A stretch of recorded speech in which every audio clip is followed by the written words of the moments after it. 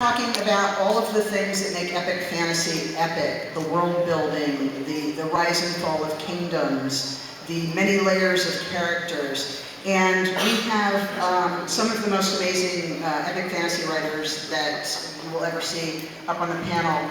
And rather than make you listen to me talk about them, I'm going to have them introduce themselves to you and tell you each a little bit about what they write and why they write. And then we're going to jump into some questions. And I'm going to start at the far end with Django Wexler, who's our newbie. Welcome, the newbie.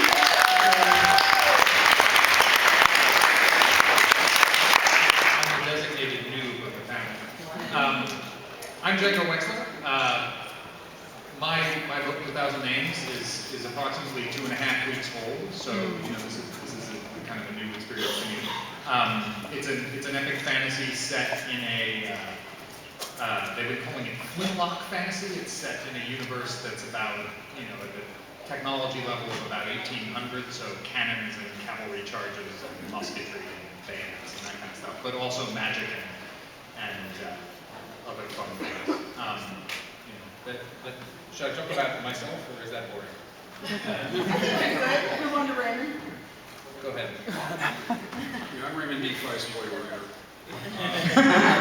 I get the feeling I may be senior on this lot, which is depressing.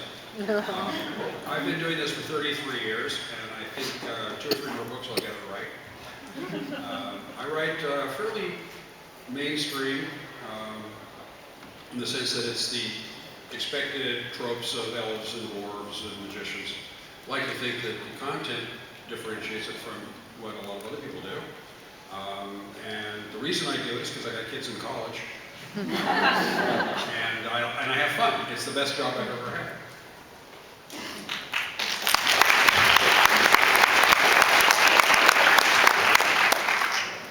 Well, I'm Robin Hobb, and my most recently published book will be the concluding volume of the Rainwilds Chronicles.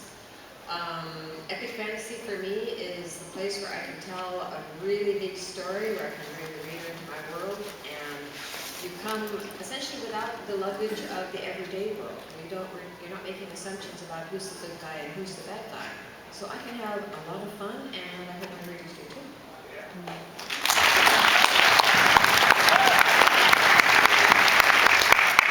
I'm Brandon Sanderson.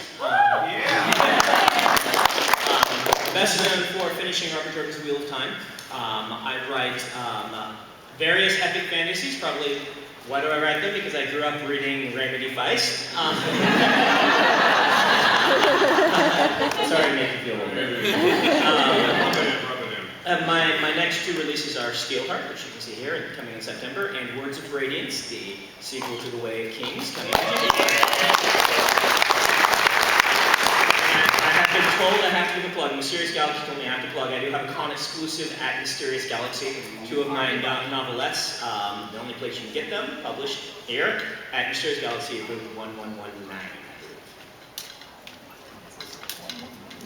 Hi, I'm Daniel Abraham. I write epic fantasy. I'm also ML in Hanover. I write urban fantasy. I'm also the James half of James S.A. Corey. I write space opera. I'm also translating the Game of Thrones into comic book scripts for Random House. I'm kind of busy. I write epic fantasy because I'm trying to figure out exactly what epic fantasy is and does and is best at. And I'm getting slowly better.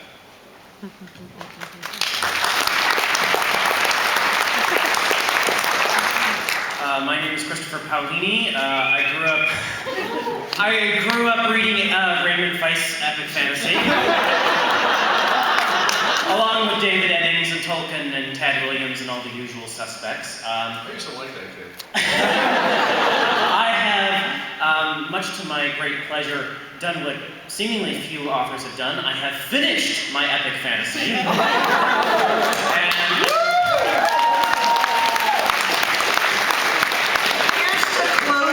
Yes, and I'm now working very, very, very hard on all sorts of projects that hopefully I'll be able to tell you about very soon, but which at the moment are deep, dark secrets that cannot be shared with anyone other than my editor. And I do love epic fantasy.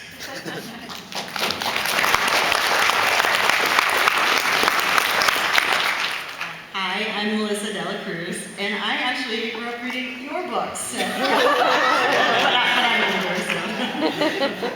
Although, anyway, I want to be like, I'm Asian, everybody always thinks I'm 15, no, I'm actually 40. So. My book is called Frozen. It is my first epic fantasy. It is a contemporary epic fantasy. I actually am well known for my vampire novels called Blue Bloods. And, but my main love was always an epic fantasy in Tolkien. And so I wanted to kind of write a Lord of the Rings in reverse. And my husband and I wrote it together, although I'm the prettier half of our author team, so I'm up here, honey. You can see him on Sunday. And it's a really fun book. We actually wanted to do a mashup of dystopian sci-fi with the kind of magical world of elves and dragons. So, and it was an interesting experiment that we really, really enjoyed. So I hope you check it out.